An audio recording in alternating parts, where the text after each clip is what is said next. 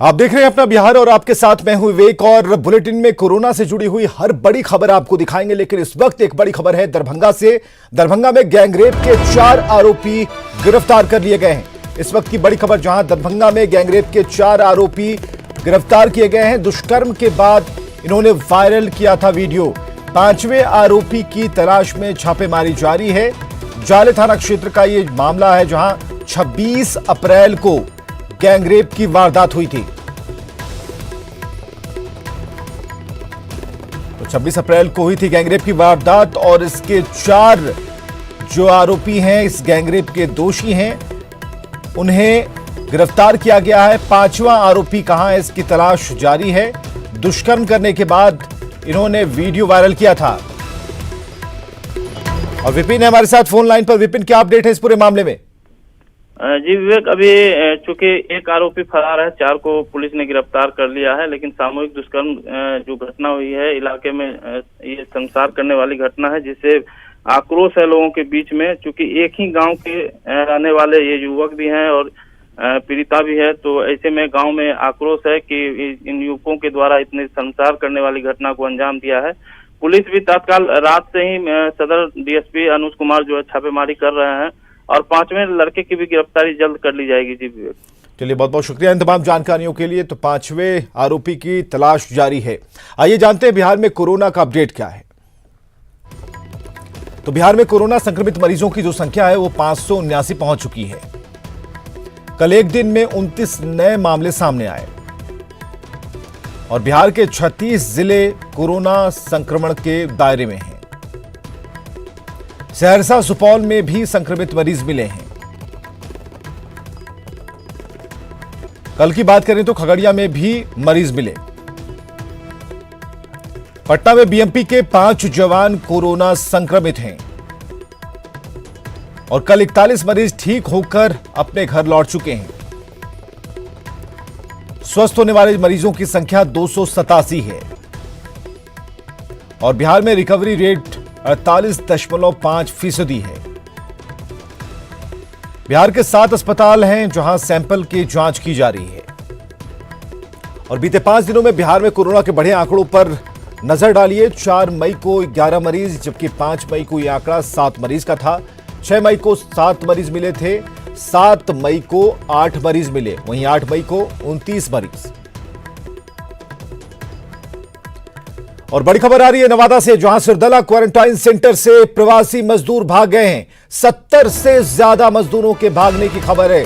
इस वक्त की बड़ी खबर हम आपको बता रहे हैं। और जो मजदूरों की तरफ से आरोप लगाया गया है वो है बद इंतजामी का, कि इंतजाम बढ़िया नहीं है। इस वजह से 70 मजदूर भाग खड़े हुए क्वारंटीन सेंटर से। इस वक्त की बड़ी खबर, कल इसी सेंटर का एक प्रवासी मजदूर पॉजिटिव निकला था और प्रवासियों की खोज में प्रशासन जुट गया है। अनिल विशाल हमारे साथ फोन लाइन पर। अनिल, क्या कुछ पता चल पाया उन मजदूरों के बारे में जिन्हें क्वारंटाइन किया गया था? जी देखिए, सबसे पहले तो आपको ये बता दूं कि इस क्वारंटीन सेंटर पे लगभग 200 के ज्यादा प्रवासी मजदूर को यहाँ पे लाया गया था अलग अलग दिनों में। जो आज प्रवासी निकले हैं उनका यह स्पष्ट रूप से कहना है कि इस क्वारंटीन सेंटर पे उन्हें किसी प्रकार की सुविधा मतलब मुकम्मल नहीं मिल पा रही है। खाना एक टाइम मिल रहा है तो दूसरे टाइम नहीं मिल पा रहा है। कुछ महिलाएं की ये शिकायत है कि पानी नहीं आ रहा है, जिसके कारण शौचालय जाने में काफी तकलीफ हो रही है। और सबसे महत्वपूर्ण चीज आपको ये बता दूं कि कल इसी सेंटर से एक कोरोना पॉजिटिव प्रवासी मजदूर की भी पुष्टि हुई थी, जिसके बाद से वहाँ एक तरह से एक हड़कंप भी मच गया था। रात सुबह कई प्रवासी मजदूर जो लगभग 70 से ज्यादा की संख्या में बताए जा रहे हैं, हालांकि अभी आंकड़ा उपलब्ध नहीं हो पाया है, मगर अभी उसकी तलाश में स्थानीय बीडीओ, सीओ एवं थानाध्यक्ष निकल चुके हैं। अधिकारी इस मामले में कुछ भी बोलने से भी परहेज कर रहे हैं और उसके अभी क्वारंटीन सेंटर के लौटने का ही इंतजार किया जा रहा है। मगर कुल मिला के यह कहा जाए तो प्रवासी मजदूर वहाँ के बद इंतजामी को लेकर ही भागे हैं और अभी फिलहाल अभी तक किसी भी प्रवासी के लौटने की सूचना नहीं है। चलिए, बहुत बहुत शुक्रिया इन तमाम जानकारियों के लिए। तो बद इंतजामी का मजदूरों ने आरोप लगाया है और 70 मजदूर भाग निकले हैं क्वारंटाइन सेंटर से। और कल इसी सेंटर से एक संदिग्ध भी मिला था, तो प्रवासियों की खोज में प्रशासन फिलहाल जुटा हुआ है।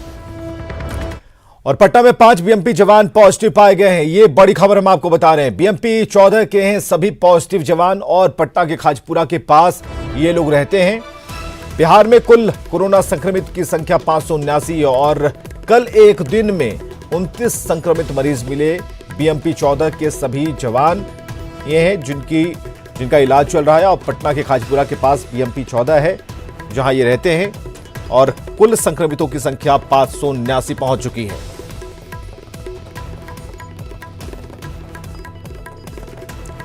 तो पटना में 5 बीएमपी जवान पॉजिटिव पाए गए हैं।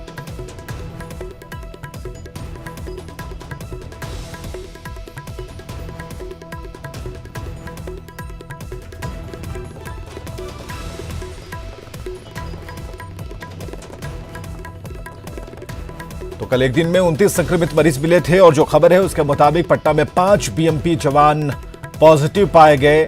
और ऐसे में जो बीएमपी का क्षेत्र है वो 2-3 तरफ से अगर आप देखें तो ये खाजपुरा, उसके अलावा जगदेव पथ, उसके अलावा हवाई अड्डा मोड़, इस सारे एरिया को ये कवर करता है, खासकर उन क्षेत्रों को जहां पर आवाजाही ज्यादा होती थी या फिर जहां गहन क्षेत्र हैं। रवीश नारायण हमारे साथ सीधे जुड़ते हैं। रवि, जो जानकारी मिली है बीएमपी के जो जवान हैं वो संक्रमित मिले हैं, ऐसे में अभी तक क्या अपडेट है उनके बारे में, क्या कुछ किया जा रहा है? विवेक, देखिए, जब से बीएमपी जवानों के बीच कोरोना पॉजिटिव मिलने का सिलसिला बढ़ा है, सरकार के लिए जो है परेशानी बढ़ गई है। 2-3 दिन पहले जब एक बीएमपी जवान यहाँ पे पॉजिटिव पाया गया था तो उसके बाद यहाँ पे लोगों को लगा था, प्रशासन भी सजग हुई थी कि वहाँ पे फैले नहीं, बैरिकेडिंग भी की गई थी। लेकिन कल एक साथ 5 बीएमपी जवानों के पॉजिटिव मिलने के बाद जो है प्रशासन के हाथ खड़े हो गए हैं। वहाँ लगातार जो है कहा जा रहा है कि बीएमपी में जितने भी जवान हैं सबकी जो है वहाँ पे जांच होगी, तत्काल जांच होगी, ताकि इसके बढ़ने के प्रसार को रोका जा सके। लेकिन विवेक, सबसे परेशानी वाली बात है कि ये जो चेन है कहाँ से आया है ये अभी तक पता नहीं चल पाया है, उसका कैरियर कौन है ये समझना थोड़ा मुश्किल हो रहा है। तो ये पूरे चेन को रोकना बड़ा जरूरी है क्योंकि पूरा बीएमपी जो है इससे प्रभावित हो सकता है। विवेक, तो खाजपुरा का जो इलाका है, हम उन क्षेत्रों की बात कर रहे हैं जैसे कि 3 किलोमीटर का दायरा है, उससे पूरी तरीके से बंद कर दिया गया, सील कर दिया गया। लेकिन कई ऐसे भी इलाके हैं जो इससे छूते थे, उन इलाकों पर भी अब नजर पड़ेगी। तो ये दायरा कितना दूर का होगा, कितने इलाकों को सील किया जाएगा और कितने लोगों को जागरूक कर ये बताया जाएगा कि आप बिल्कुल भी बाहर ना निकलें? देखिए, खाजपुरा का इलाका जब पॉजिटिव घोषित हुआ, हॉटस्पॉट घोषित हुआ, तो पूरे खाजपुरा इलाके को जो है वो सीलबंद किया गया था। लेकिन खाजपुरा से ठीक अगर बीएमपी के इलाके को देखें तो एक कॉर्नर से जो है वो पूरा खाजपुरा का इलाका लगता है, दूसरे तरफ से जो एयरपोर्ट का इलाका है, और तमाम जो चारों तरफ से घिरे होने के कारण जो है वो बीएमपी जो है वो प्रभावित हुआ है। तो अब जो प्रशासन की कोशिश है कि जो सड़कें हैं बीएमपी के जाने वाली वो चारों तरफ से निश्चित रूप से बैरिकेडिंग की जाएगी ताकि बीएमपी को और प्रभावित होने से रोका जा सके। विवेक, चलिए, बहुत बहुत शुक्रिया इन तमाम जानकारियों के लिए। तो फिलहाल उन सभी इलाकों पर विशेष नजर है, उन्हें सील किया गया है। इधर सहरसा में 3 कोरोना बच्चे कोरोना पॉजिटिव मिले हैं और ये बच्चे महाराष्ट्र के नंदुरबार के इस्लामिया मदरसा में रहकर पढ़ाई करते थे। 6 मई को नंदुरबार से 1015 बच्चों को लेकर जो स्पेशल ट्रेन आई थी उसमें ये शामिल थे। 6 मई को ही थर्मल स्क्रीनिंग में 8 बच्चों की स्थिति संदिग्ध मिली थी, जिन्हें तत्काल सदर अस्पताल में भर्ती कराया गया। सैंपल जांच के लिए इनका भेजा गया, जिसमें 3 बच्चों की रिपोर्ट पॉजिटिव आई है। अब इन बच्चों के संपर्क में आए डॉक्टर और अस्पताल स्टाफ को क्वारंटाइन कर दिया गया है और इनका सैंपल टेस्ट के लिए भेज दिया गया। यही नहीं, सहरसा के 177 बच्चों में से 40 बच्चों के सैंपल जांच के लिए भेजे गए हैं।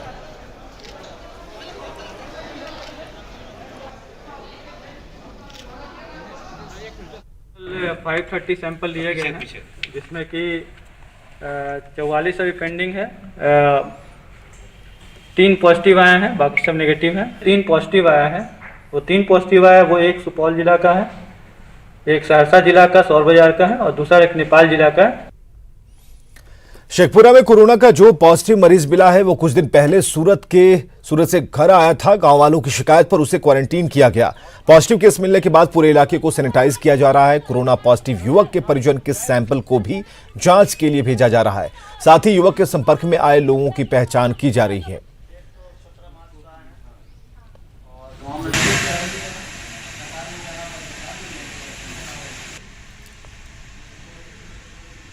कोई दिक्कत नहीं है ना?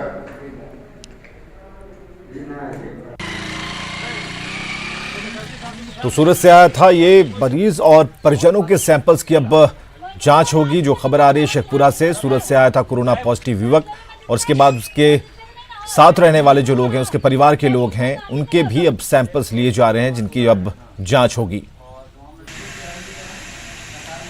प्रवासी मजदूरों का अपने अपने राज्यों में लौटना जारी है। सासाराम में मजदूरों का एक जत्था आराम करते हुए मिला जो यूपी के भदोही से साइकिल से अपने गृह जिले पश्चिम बंगाल के मालदा के लिए निकला है। हमारे सहयोगी अजित कुमार ने इन मजदूरों का हाल जाना।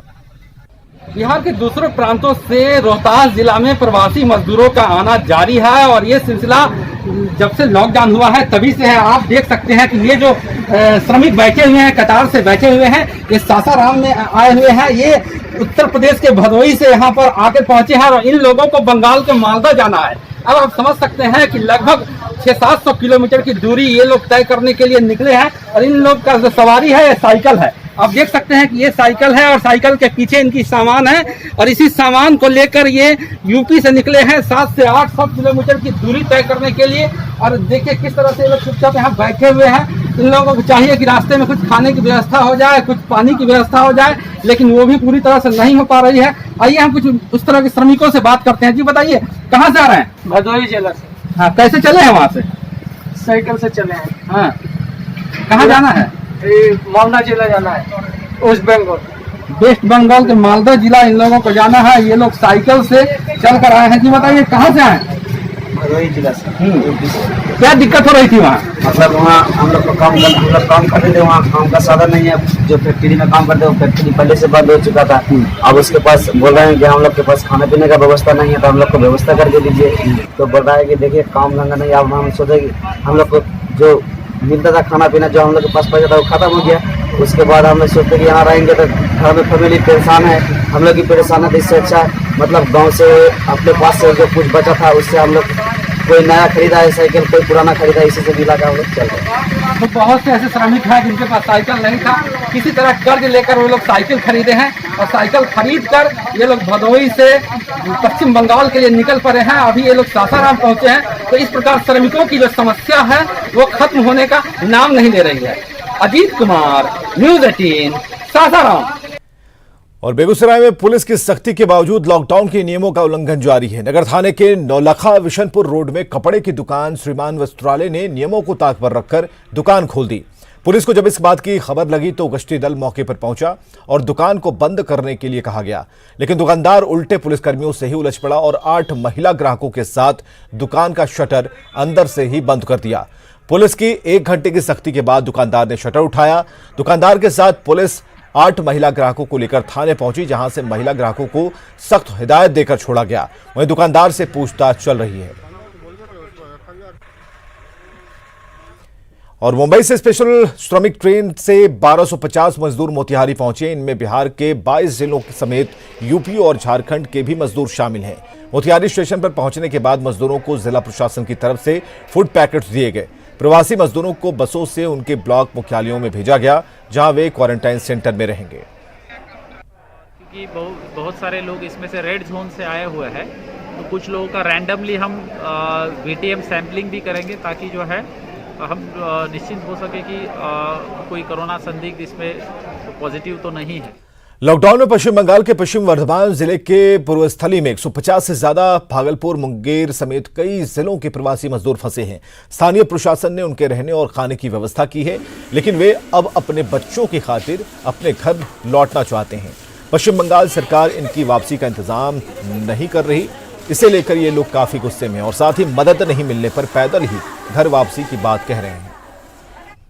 बुतरू के लिए जा रहा है यार, किस लिए जा रहा है? जब बच्चे नहीं अनाज पानी खा रहा तो माँ खा के क्या करेगा?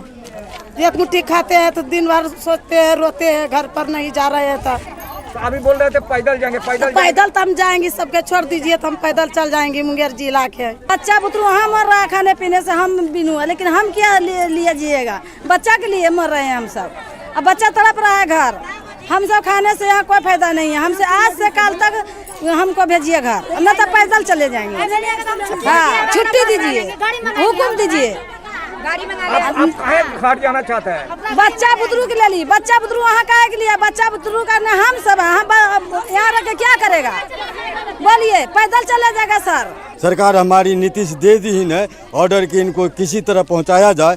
यहाँ के सरकार हमको ऑर्डर नहीं दे रहे हैं। हम लोग अब इतना 150 आदमी है, सब पैदल चल देंगे। राज्यसभा से बीजेपी सांसद गोपाल नारायण सिंह ने प्रवासी मजदूरों को लेकर बड़ा बयान दिया है। बीजेपी सांसद ने कहा कि लौट रहे मजदूरों को अगर राज्य सरकार सुविधाएं मुहैया नहीं करा पाएंगी तो सरकार चलना बेमानी है। सांसद ने कहा कि मजदूरों को लेकर राज्य में गलत माहौल बनाया जा रहा है। ऐसे में राज्य सरकार को मजदूरों के हित के बारे में सोचना चाहिए। एक हैवक क्रिएट किया गया कि बाहर से आने वाले मजदूर रोग लेके आएंगे। अरे भाई, अपने लोग हैं, रोजी रोटी के लिए गए हैं, हम रोजी रोटी उनको प्रोवाइड नहीं कर पाए हैं तो गए हैं दूसरे जगह कमाने के लिए। आज उनके ऊपर आफत आई है तो उसके लिए बिहार सरकार उनके पीठ पर खड़ा होना चाहिए। बिहारी लोग जो बाहर जाके काम कर रहे हैं पेट अपना रोजी रोटी चलाने के लिए, उनको हम तिरस्कृत करें। हमारे लड़के बाहर बढ़िया एजुकेशन लेने के लिए बाहर कोटा गए हुए, उनको अगर हम वापस नहीं लेंगे तो क्या करेंगे? हम क्यों सरकार चला रहे हैं? अब बात किराए पर सियासी कोहराम की। दिल्ली से बाहर आ रहे मजदूरों के रेल भाड़े पर दिल्ली और बिहार सरकार आमने सामने है। दिल्ली सरकार का कहना है कि दिल्ली से बिहार जा रहे मजदूरों का किराया दिल्ली सरकार दे रही है, जबकि बिहार सरकार का कहना है कि अरविंद केजरीवाल सरकार झूठ बोल रही है। गलत बयानी के लिए जेडीयू ने दिल्ली के सीएम अरविंद केजरीवाल से माफी मांगने की अपील की है।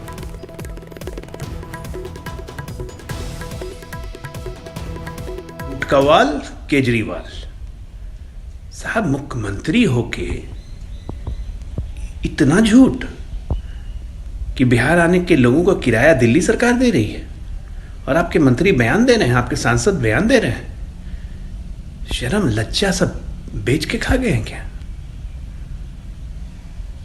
खुद दिल्ली सरकार चिट्ठी लिख रही है बिहार सरकार को कि आप पैसे हमें दे दीजिएगा श्रमिकों की जगह, और आप कहते हैं कि किराया दिल्ली सरकार दे रही है। बिहार का अपमान मत कीजिए, वरना बिहारी जानता है कि ऐसे ऐसे लोगों को कैसे सीधा करना है। माफी मांगिए तुरंत। और ये आपकी तरफ से जो ट्वीट है वो गोपाल राय ने जो ट्वीट किया था, हम बता रहे हैं, आपको दिखा रहे हैं कि ट्रेन में सवार सभी 1200 लोगों का किराया देगी अरविंद केजरीवाल सरकार। ये बातें लिखी गई थी श्रमिकों को लेकर दिल्ली से मुजफ्फरपुर बिहार के लिए रवाना हुई ट्रेन। इस इंफॉर्मेशन के साथ, इस जानकारी के साथ ये भी इसमें लिखा गया गोपाल राय की तरफ से कि अरविंद केजरीवाल इस यात्रा में जो जा रहे श्रमिक हैं उनका किराया भी देंगे।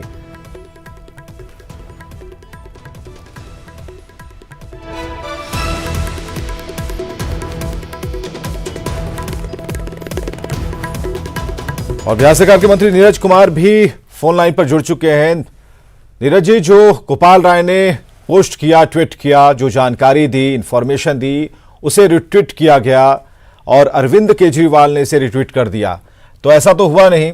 तो अब जो बयानबाजी चल रही है, क्या कहना होगा? बिहार की सरकार क्या सोच रही है अरविंद केजरीवाल सरकार के बारे में? विपक्ष के नेता माननीय तेजस्वी यादव जी ने भी उसको रिट्वीट किया है। ये दोनों का मेल है, ये अद्भुत है। एक तरफ आप दावा कर रहे हैं और आप इस ढंग की बातें बोल कर करके बिहार के साथ सफेद झूठ जिसको बोलना कहते हैं, ये चूंकि ये लोग दिल्ली के अंदर में प्रवासी जो हमारे प्रवासी बिहारी हैं, जो दिल्ली के निर्माण में जिनका योगदान रहा है, यही चरित्र, चाल और चरित्र पहले भी देखा गया था। माननीय अरविंद केजरीवाल जी के सहित तेजस्वी यादव भी उनके साथ खड़े हो जाते हैं।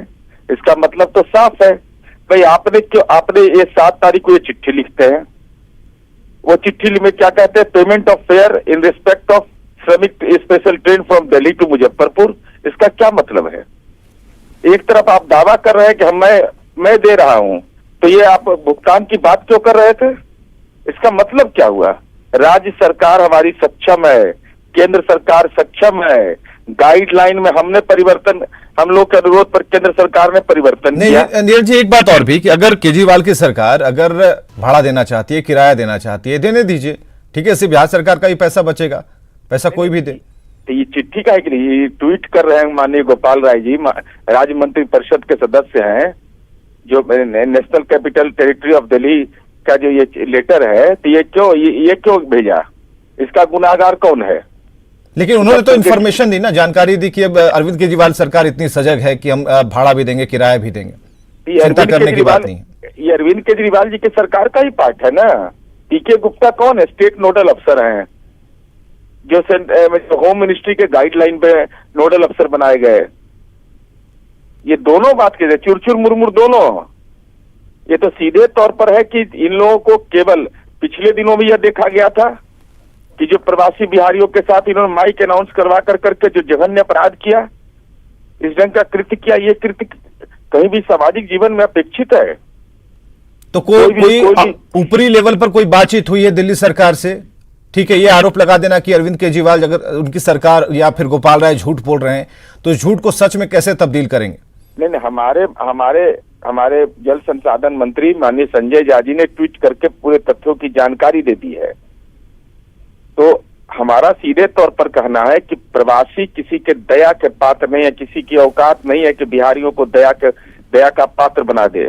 बिहारी अपनी मेधा पर रहते हैं, लेकिन इस ढंग का कृत्य करने में विपक्ष के नेता भी शामिल हो जाते हैं, तो लगता है कि ये प्रवासी नेता जो है ना, उनको भी प्रवासी बिहारियों को पीड़ा देने में सुकून महसूस होता है।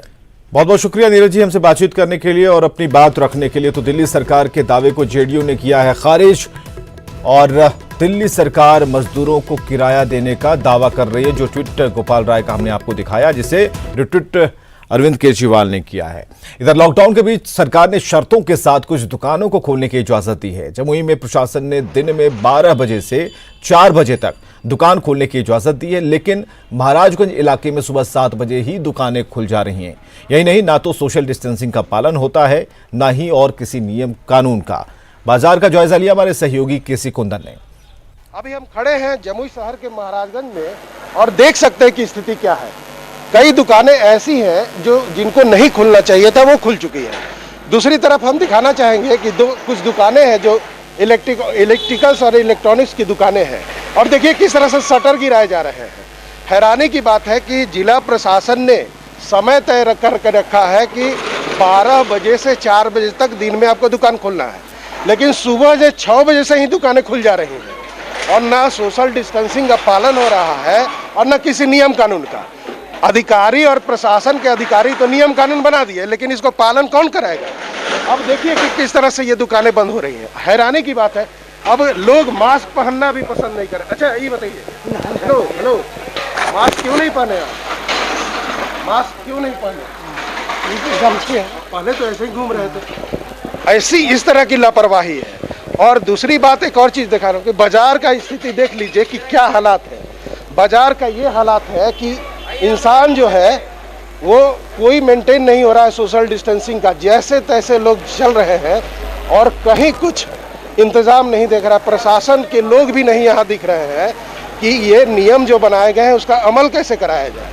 अब सीधे तौर पर ऐसे हालात में जहाँ पर लोग ये मान रहे हैं कि इस जिले में एक भी कोरोना के पॉजिटिव मरीज नहीं है, तो इस लापरवाही इसका नतीजा क्या होगा इसका अंदाजा लगाया जा सकता है। जाहिर तौर पर नुकसान इस जिले के लोगों को होगा और सभी लोगों को होगा, प्रशासन को भी उठाना पड़ेगा।